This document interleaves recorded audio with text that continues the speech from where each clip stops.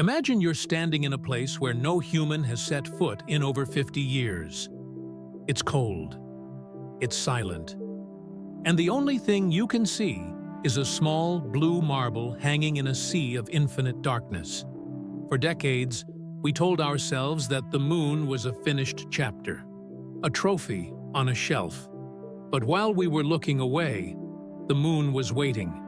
And now, the engines are roaring back to life. Right now, as you watch this, 4 people are preparing to do something that hasn't been done since before your parents were born. They aren't just going to space. They're going to the far side of the moon, a place where they will be more alone than any human being in history. But here's the thing. They don't tell you in the news. This mission isn't just a test. It's a gamble. And if one specific piece of equipment, a piece of plastic and resin no thicker than a laptop, doesn't work perfectly, they won't just fail. They won't come home at all. Welcome to the dawn of the Artemis era. You've probably heard the name. You might even know it's named after the twin sister of Apollo. But Artemis II isn't a repeat of the 1960s. It's the foundation for everything that comes next. Mars, the asteroid belt, and beyond. In this documentary, we're going to go behind the scenes of the most powerful rocket ever built, the Space Launch System, or SLS. We're going to meet the 4 astronauts who are literally putting their lives on the line. But more importantly, we're going to look at the unseen side of this mission. We'll debunk the myths, like the idea that we're just going back to do what we already did. We'll talk about the terrifying heat shield mystery that kept NASA engineers awake for 2 years. And we'll explain why this 10-day trip is actually more dangerous than the original Apollo landings. By the end of this, you'll understand that Artemis II isn't just about the moon. It's about whether or not humanity still has the right stuff to survive the deep dark. Let's start with the beast itself, the SLS. If you stood it next to the Statue of Liberty, the rocket would look down on her. It's 322 feet of pure, controlled explosion. Now, a lot of people think the SLS is just a new Saturn V. That's myth number 1. The Saturn V was a brute. It was powerful, but it was dumb by today's standards. The SLS is a smart rocket. Its computers can make thousands of adjustments per second to keep it on course. And while the Saturn V was more powerful in total weight, the SLS produces 15% more thrust at liftoff. That's 8.8 million pounds of force.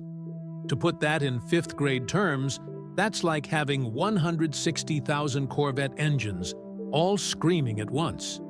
On top of that, monster sits Orion. This is the crew's home. It's about the size of a large walk-in closet. 4 people, 10 days.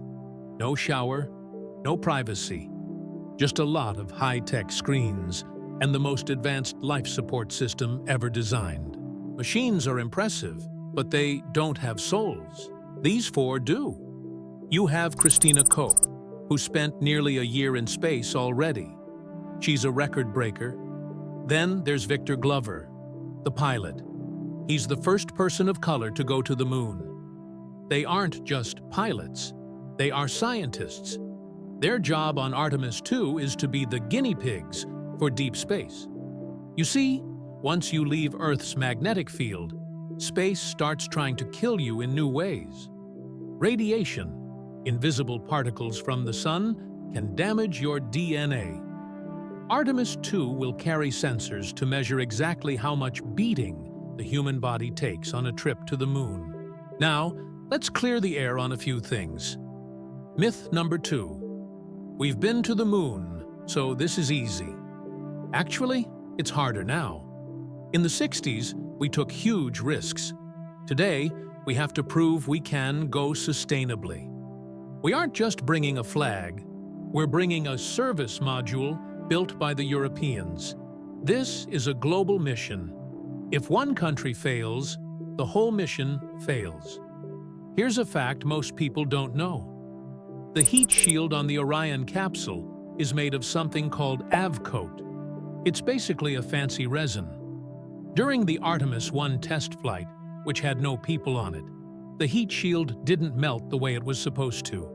It charred and broke off in little chunks. NASA spent over a year investigating this. If those chunks break off while the crew is inside, the heat of re-entry, which is 5,000 degrees Fahrenheit, could burn right through the ship. They had to decide, is it safe enough? They've done the math, they've run the tests, and they say yes.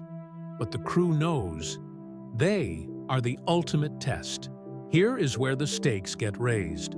Artemis II doesn't land. It does a lunar flyby. When they go behind the moon, they will lose all contact with Earth. No radio, no internet, no "Houston, we have a problem." For 30 minutes, they will be the most isolated humans in the universe. They are using a free return trajectory. This is a beautiful piece of math. If their engines fail, the moon's gravity will naturally pull them around and throw them back toward Earth. It's a safety net, but it only works if they hit the atmosphere at the exact right angle. Too steep, and they burn up. Too shallow, and they skip off the atmosphere like a stone on a pond, lost in space forever. And that leads us to the biggest question of all. We know the rocket works. We know the math is right. But space is full of unknown unknowns. What happens if, 200,000 miles from home, something breaks that we didn't even think to test? So, what have we learned? We've learned that Artemis II is the bridge. It's the moment we stop being a species that lives on one planet and start being a species that explores the stars. We've learned that the technology is incredible, but the risks are very, very real. When Victor, Christina, Reed, and Jeremy look out their window and see the moon passing just 6,000 miles away, they won't just be seeing a rock, they'll be seeing the future. A future where maybe, one day, you'll be the one looking back at Earth. We are going. Not because it is easy, but because it is who we are. The moon was just the beginning. The real question is, where will we go after that?